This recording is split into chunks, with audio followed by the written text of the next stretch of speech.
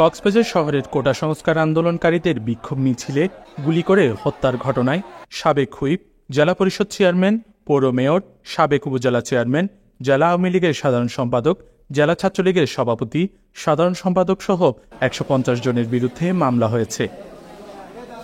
শনিবার রাতে কক্সবাজার সদর মডেল থানার এসআই সেলিম বাদী হয়ে এই মামলা দায়ের করেন। এই মামলার আসামি সবাই আওয়ামী লীগ, যুবলীগ, ছাত্রলীগ সহ সহযোগী সংগঠনের বিভিন্ন পর্যায়ের নেতাকর্মী।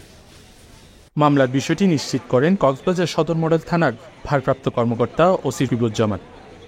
আসামিদের মধ্যে উল্লেখযোগ্য কয়েকজন হলেন কক্সবাজার ৩ আসনের সাবেক সংসদ সদস্য ও হুইপ সাইমন সরোয়ার কমল, জেলা আওয়ামী লীগের সাধারণ সম্পাদক মুজিবুর রহমান, জেলা পরিষদের চেয়ারম্যান শাহিনুল হক মার্শাল, সাবেক সদর উপজেলা চেয়ারম্যান কায়সারুল হক জুয়েল, কক্সবাজার পৌরসভার মেয়র মাহবুবুর রহমান চৌধুরী, কক্সবাজার জেলা ছাত্রলীগের সভাপতি সাদ্দাম হোসাইন, সাধারণ সম্পাদক মারুফ আদনান, পৌর ছাত্রলীগ সভাপতি হাসান তারেক সহ ১২ জনের নাম উল্লেখ করে অজ্ঞাতনামা ১০০ থেকে ১৫০ জনের বিরুদ্ধে মামলা দায়ের করা হয়েছে।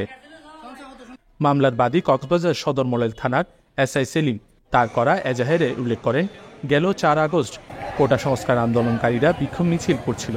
মিছিল শেষে যখন তারা ফিরে যাচ্ছিল তখন শহরের গুঙ্গাসতলায় মিছিলে হামলা ও গুলি চালায় উল্লিখিত বাদী ও আরও ১৫০ জন।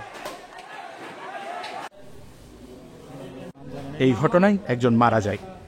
News desk, CCN.